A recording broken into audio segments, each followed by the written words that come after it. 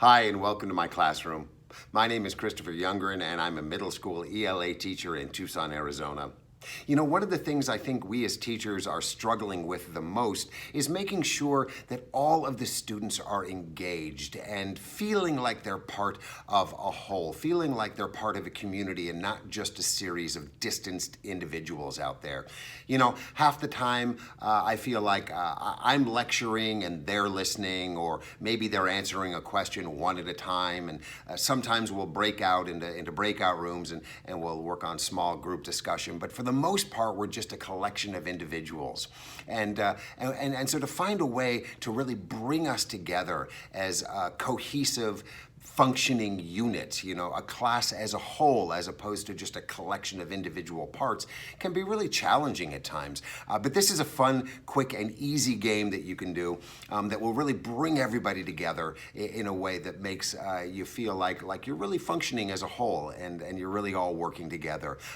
It focuses on communication. You practice your listening skills, you practice your speaking skills, and as any teacher out there can tell you, understanding what a lot of these kids are saying or even hearing them is certainly problematic at times because they're mumbling or they're not speaking loudly enough or they're not speaking clearly enough. And this game really relies on good, clear, succinct, and direct focus and conversation. And I call it word catch, and it's very, very easy. You just start off with a word, and I would say maybe popsicle, and then I would throw it to Charlie. So I would say, popsicle, Charlie. And Charlie can do one of two things. He can either catch it and pass it to somebody else. So he would catch it and say whatever the word comes to mind. It doesn't have to make any sense. It can just be whatever he associates to popsicle. So it could be ice cream, Tiffany, or cucumber, Tiffany, or swimming pool, or Dalmatian, Tiffany, you know? It doesn't have to make any sense. The point is to not pause, not hesitate. What you want to do is you want to keep it going. You want to keep it smoothly operating so it goes from person to person to person to person without delay. And it is not easy. I'll tell you what, it's not an easy game to do in person, let alone on Zoom. But it is a game that I think works very well on Zoom. It's just when you first start off, you might get a little frustrated because it's going to be really clunky to begin with.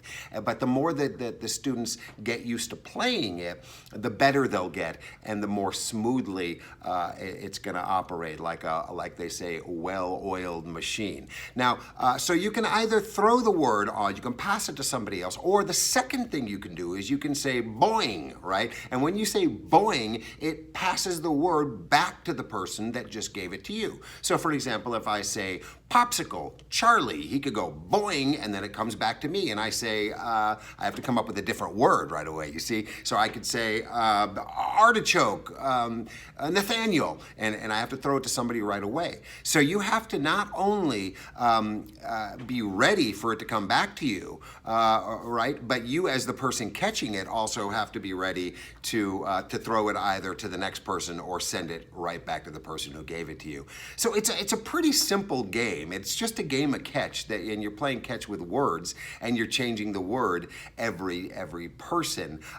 But it can get pretty challenging. And if you want to ratchet it up a few notches, you can play elimination. And with elimination, if there's any hesitation for longer than, say, 2 seconds. So if it gets to Penelope, Penelope receives the word ball, and ball comes to her, and she says, right? Penelope's out. And so you can eliminate people by maybe either having them put their heads down or turn their back to the camera or something. If they were here in person, they would just sit down until it gets down to just 3 people, and then down to 2 people. And I don't know what happens when there's 2 people. It just goes back and forth until one of them hesitates or messes up. But this is a great way for kids to start really working together. Again, it's a great way for them to practice their listening, their speaking, overall their communication skills, and their focus. So give it a try. try. Let me know how it works for you. It's so much fun. It worked great today in my class, and I hope it works great for you. Right here, there's another really fun game to check out if you like this one. And if you like what I have to say and want to hear more, then please do subscribe to my channel, and I will keep them coming. I hope you're well out there. Stay safe. Take care of yourselves, and take care of someone else. We'll talk to you soon. Bye-bye.